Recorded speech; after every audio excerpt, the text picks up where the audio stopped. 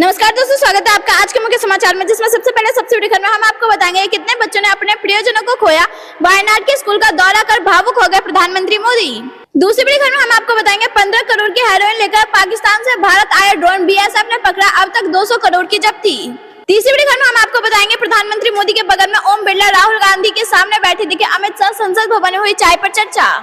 चौथी बड़ी खबर में हम आपको बताएंगे कांग्रेस के 50 से 100 रुपए वाले वादे को लेकर जनहित याचिका, सांसदों को अयोग्य घोषित करने की मांग। पांचवी खबर में हम आपको बताएंगे मालदीव में प्रधानमंत्री मोदी के मिशन पर विदेश मंत्री एस जयशंकर, दोनों देशों के बीच बड़ा समझौता, अब मुइज्जू के भारत आने की बारी। जी हाँ दोस्तों, इसी प्रकार की कई खबरों को बताएंगे विस्तार से, लेकिन उससे पहले अगर आपको भी प्रधानमंत्री मोदी भरोसा आप यह सम्मान कि प्रधानमंत्री मोदी के नेतृत्व में भारत कर रहे नए ऊंचाइयों को हासिल, तो वीडियो लाइक और कमेंट लिखिए। जय हिंद, जय भारत। रुकते हैं पहली बड़ी खबर की तरफ। कितने बच्चों ने अपने प्रियजनों को खोया, वायनाड के स्कूल का दौरा कर भावुक हो गए प्रधानमंत्री मोदी। जी हाँ दोस्तों, हम आपको बता दें कि प्रधानमंत्री नरेंद्र मोदी ने शनिवार सुबह केरल पहुंचे। प्रधानमंत्री वायनाड में भूस्खलन प्रभावित इलाकों का दौरा कर रहे हैं। वहीं प्रधानमंत्री मोदी ने पीड़ितों से भी मुलाकात की। प्रधानमंत्री मोदी राहत शिविर में गए जहां वर्तमान में पीड़ित रह रहे हैं। जानकारी के मुताबिक प्रधानमंत्री ने अस्पताल का भी दौरा किया जहां पीड़ितों का इलाज चल रहा है। केरल पहुंचने के बाद प्रधानमंत्री मोदी ने भूस्खलन प्रभावित क्षेत्र का हवाई सर्वेक्षण किया। प्रधानमंत्री मोदी के साथ पिनाराई विजयन भी मौजूद थे। उन्होंने पुंचरिट्टम, मंडुकई और चुड़लमाला के सबसे अधिक प्रभावित क्षेत्रों का भी निरीक्षण किया। प्रधानमंत्री नरेंद्र मोदी ने वेल्लारामन में एक क्षतिग्रस्त TVHS स्कूल का भी दौरा किया। स्कूल की त्रासदी देखकर प्रधानमंत्री काफी भावुक हो उठे। उन्होंने सीएम पिनाराई विजयन से पूछा कि कितने बच्चों ने इस आपदा में अपने माता पिता को खो दिया है। GVHS स्कूल वेल्लारामन में 582 छात्र थे, जिनमें से 27 छात्र कथित तौर पर लापता है। प्रधानमंत्री नरेंद्र मोदी ने स्कूल में 15 मिनट बिताया और नए स्कूल भवन की योजनाओं के बारे में भी जानकारी ली। प्रधानमंत्री मोदी ने भारतीय सेना द्वारा बनाए गए 190 फुट ऊंचे बेली ब्रिज का भी दौरा किया, वहां से गुजरे और रक्षा अधिकारियों से बातचीत की। उन्होंने एक स्थानीय आपातकाल का भी दौरा किया जहां उन्होंने घायल पीड़ितों से मुलाकात की और एक राहत शिविर का भी दौरा किया। प्रधानमंत्री मोदी एक समीक्षा बैठक की भी अध्यक्षता करेंगे, जिसमें केरल के राज्यपाल आरिफ मोहम्मद खान, मुख्यमंत्री पिनाराई विजयन और अन्य अधिकारी मौजूद रहेंगे। अगली खबर की तरफ। 15 करोड़ के हेरोइन लेकर पाकिस्तान से भारत आया ड्रोन बीएसएफ ने पकड़ा, अब तक 200 करोड़ की जब्ती। जी हाँ दोस्तों, हम आपको बता दें कि सीमा पार से पाकिस्तान की नापाक हरकत रुकने का नाम नहीं ले रही है। पाकिस्तान द्वारा भारतीय सीमा से हेरोइन तस्करी की कोशिश लगातार की जा रही है। शनिवार सुबह भी बीएसएफ ने अनूपगढ़ जिले में सीमा के पास स्थित एक खेत से 3 किलो हेरोइन और एक ड्रोन बरामद किया। बीएसएफ से जुड़े सूत्रों ने बताया कि किसान ने अपने खेत में ड्रोन और पैकेट दिखाई देने के बाद सूचना दी थी, जिसके बाद अधिकारी मौके पर पहुंचे और उन्होंने ड्रोन और हेरोइन के पैकेट्स को अपने कब्जे में लिया। बरामद की गई हेरोइन के अंतर्राष्ट्रीय बाजार में कीमत लगभग 15 करोड़ रुपए है। अंदाजा लगाया जा रहा है कि हेरोइन ड्रॉप करने आया ड्रोन खराब हो गया और किसान के खेत में गिर गया। हम आपको बता दें कि पाकिस्तानी तस्कर शक्तिशाली ड्रोन इस्तेमाल करते हैं जो काफी दूर तक उड़ान भरने में सक्षम होते हैं, लेकिन खेत में ड्रोन मिलने के बाद यही अंदाजा लगाया जा रहा है कि यह ड्रोन तो खराब हो गया, फिर उसकी बैटरी समाप्त हो गई होगी। सीमावर्ती गांव में खेत में ड्रोन और हेरोइन मिलने के बाद बीएसएफ और पुलिस ने संयुक्त रूप से नाकाबंदी किया। आने जाने वाले हर वाहन की गहनता से जांच की जा रही है। वहीं इलाके में आए संदिग्ध व्यक्तियों की पहचान की जा रही है। दोस्तों, अगर आप यह मानते कि भारतीय सेना पाकिस्तान के हर एक मंसूबे पर फेरेगी पानी, तो वीडियो लाइक और कमेंट लिखिए। जय हिंद, जय भारत। निकलते अगली बड़ी खबर की तरफ। प्रधानमंत्री मोदी के बगल में ओम बिरला राहुल गांधी के सामने बैठे दिखे अमित शाह, संसद भवन में हुई चाय पर चर्चा। जी हाँ दोस्तों, हम आपको बता दें कि संसद के मानसून सत्र के खत्म होने के बाद दोनों सदनों लोकसभा और राज्यसभा की कार्यवाही शुक्रवार को अनिश्चित काल के लिए स्थगित कर दी गई। सत्र स्थगित होने के बाद संसद भवन में प्रधानमंत्री नरेंद्र मोदी, गृह मंत्री अमित शाह, रक्षा मंत्री राजनाथ सिंह, नेता प्रतिपक्ष राहुल गांधी, लोकसभा स्पीकर ओम बिरला ने चाय पर चर्चा की। ये एक अनौपचारिक बैठक थी, इसमें सत्ता पक्ष और विपक्ष के कई नेता शामिल हुए। लोकसभा का मानसून सत्र 22 जुलाई से शुरू हुआ था और सत्र 12 अगस्त तक चलने वाला था, लेकिन स्पीकर ओम बिरला ने लोकसभा की कार्यवाही शुक्रवार को ही अनिश्चित काल के लिए स्थगित कर दिया। इसके बाद सभापति जगदीप धनखड़ ने राज्यसभा की कार्य भी अनिश्चित काल के लिए स्थगित कर दी। चाय पर चर्चा में मौजूद नेताओं ने बताया कि मीटिंग में लोगों ने एक दूसरे का अभिवादन किया। प्रधानमंत्री मोदी मीटिंग में सोफे पर बैठे हुए थे, उनके बगल में स्पीकर ओम बिरला थे। राहुल गांधी और विपक्ष के बाकी नेता प्रधानमंत्री के सामने कुर्सियों पर बैठे थे। केंद्रीय मंत्री किरण रिजिजू, किंजराडूपम राम मोहन नायडू, चिराग पासवान, पीयूष गोयल और विपक्ष के सांसद सुदीप बंदोपाध्याय, कनिमोझी एक लाइन में साथ बैठे थे, जबकि अमित शाह और राजनाथ सिंह राहुल गांधी के सामने बैठे हुए थे। जारी किए गए फोटो में स्टाफ को सभी के लिए चाय नाश्ता लाते देखा जा सकता है। बड़ी खबर की तरफ, कांग्रेस के 8500 रुपए वाले वादे को लेकर जनहित याचिका, सांसदों को अयोग्य घोषित करने की मांग। जी हाँ दोस्तों, हम आपको बता दें कि लोकसभा चुनाव के बाद 8500 रुपए प्रति माह का वादा करने वाले कांग्रेस के 99 सांसदों को अयोग्य घोषित करने के साथ ही पार्टी का चुनाव चिन्ह जब्त कर पंजीकरण निलंबित किए जाने की मांग को लेकर इलाहाबाद हाईकोर्ट में जनहित याचिका दायर की गई है। फतेहपुर निवासी सामाजिक कार्यकर्ता भारती सिंह ने यह जनहित याचिका दाखिल किया। अगले सप्ताह इसकी सुनवाई की संभावना है। याचिका में कहा गया है कि हाल ही में संपन्न लोकसभा चुनाव के दौरान कांग्रेस पार्टी ने गारंटी कार्ड योजना के तहत गरीब, पिछड़े, दलित एवं अल्पसंख्यकों को चुनाव के बाद जुलाई महीने से प्रति माह 8500 रुपए उनके बैंक खाते में जमा करने का वादा किया था। यह झूठा निकला। याचिका का कहना है कि कोई प्रलोभन नहीं दे। इस संबंध में चुनाव आयोग ने 2 मई 2024 को एडवाइजरी भी जारी की थी, लेकिन कांग्रेस पार्टी ने उस पर अमल नहीं किया। यह जनप्रतिनिधित्व अधिनियम का धारा 121(1)(a) का खुला उल्लंघन है। दोस्तों, अगर आप ऐसे मानते हैं कि कांग्रेस झूठे वादे करती है तो वीडियो लाइक और कमेंट अपनी राय जरूर बताइए।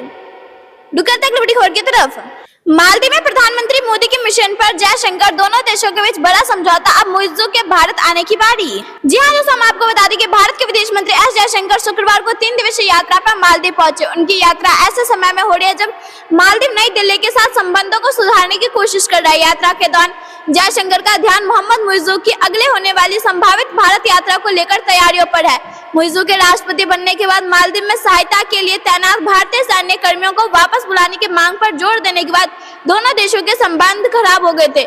मोहम्मद मुइज्जू ने जून में मोदी सरकार के शपथ ग्रहण के लिए पहली बार भारत आए थे। सितंबर में मुइज्जू की पहली पूर्ण राजकीय यात्रा पर आने की संभावना है।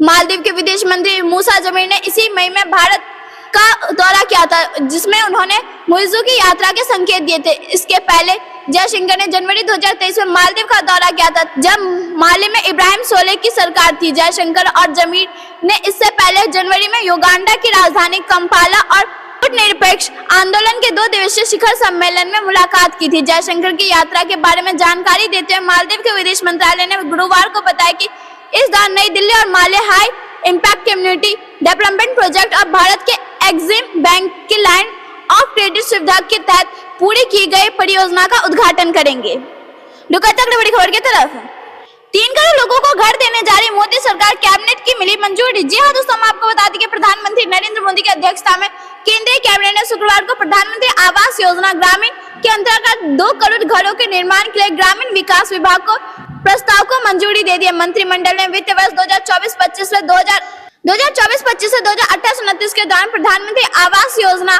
ग्रामीण के कार्यान्वयन को मंजूरी दी। वही कैबिनेट ने प्रधानमंत्री आवास योजना शहरी 2.0 को मंजूरी भी दे दी है। इस योजना के तहत 1 करोड़ शहरी गरीब या मध्य वर्गीय परिवारों को घर खरीदने या बनाने के लिए मदद की जाएगी।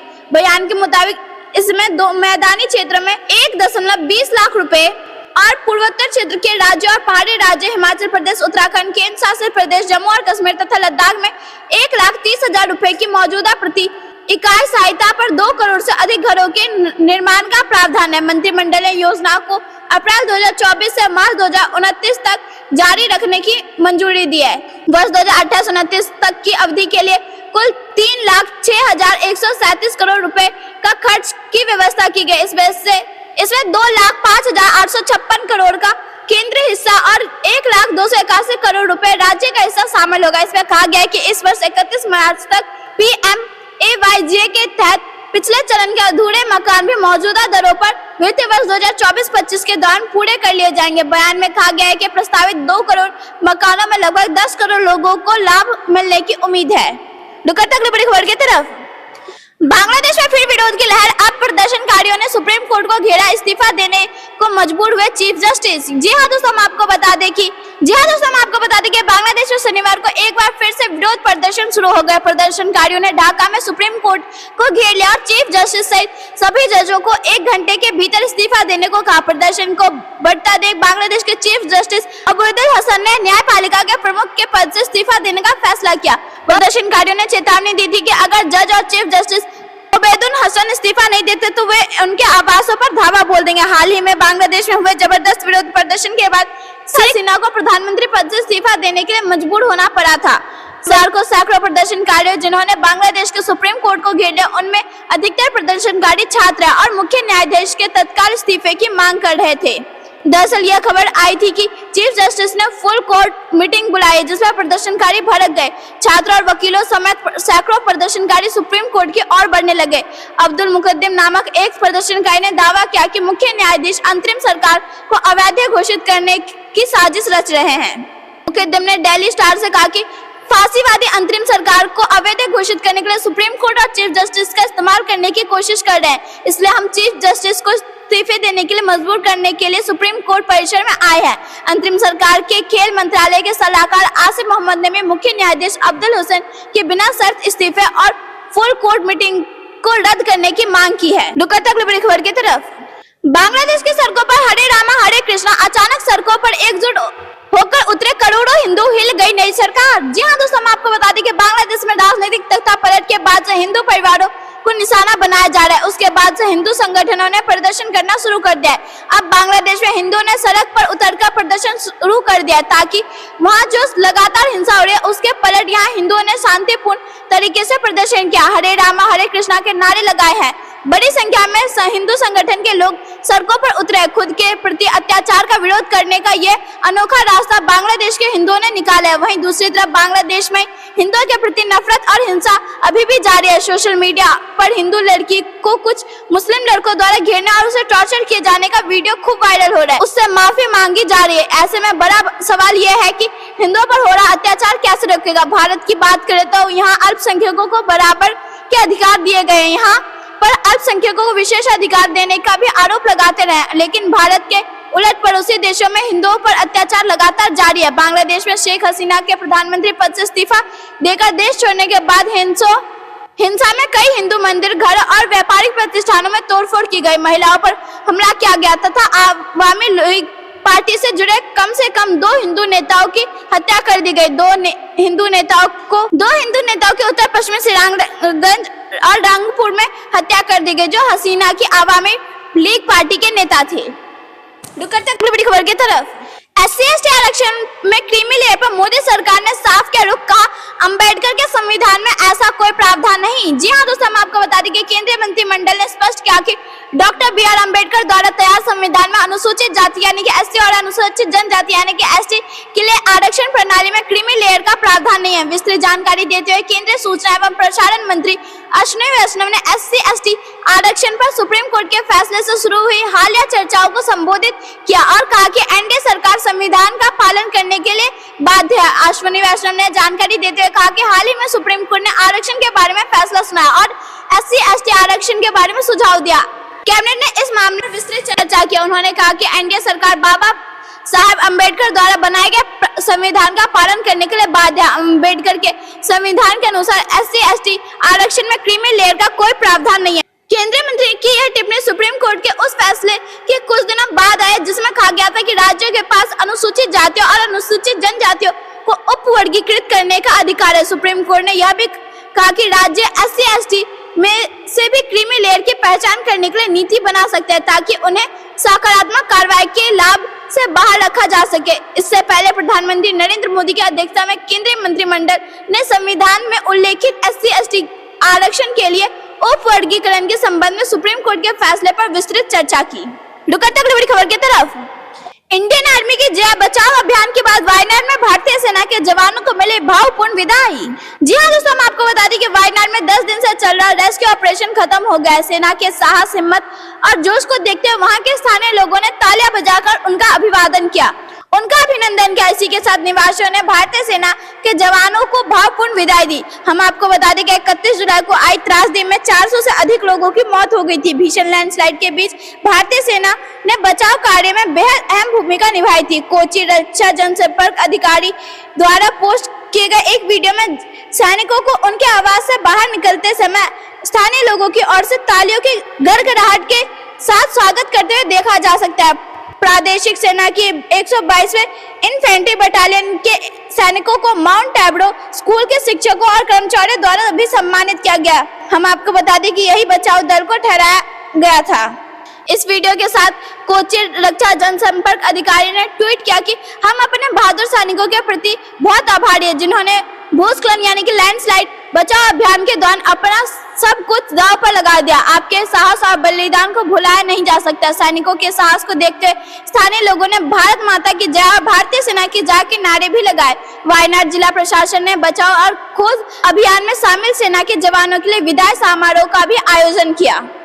कर्नल परमवीर सिंह नागरा ने ANI को बताया कि यह स्थानीय लोगों के प्रशासन के सहयोग से मेजर जनरल मैथ्यू के नेतृत्व में किया गया एक संयुक्त अभियान था। स्वयंसेवक की कोई भी कमी नहीं थी। न केवल वायनाड से बल्कि केरल, तमिलनाडु के सभी जिलों से लोग आए और हमारी सहायता की।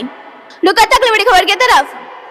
मंकी पॉक्स ने बढ़ाई WHO की चिंता, बुलाए इमरजेंसी मीटिंग, घोषित हो सकती है वैश्विक बीमारी। जी हाँ दोस्तों, हम आपको बता दें कि अफ्रीकी देशों कांगो, केन्या, रवांडा और युगांडा समेत 10 देशों में इन दिनों मंकी पॉक्स वायरस का कहर देखने को मिल रहा है। एमपॉक्स के मामलों में चिंताजनक वृद्धि को देखते हुए विश्व स्वास्थ्य संगठन इमरजेंसी बैठक बुलाई है।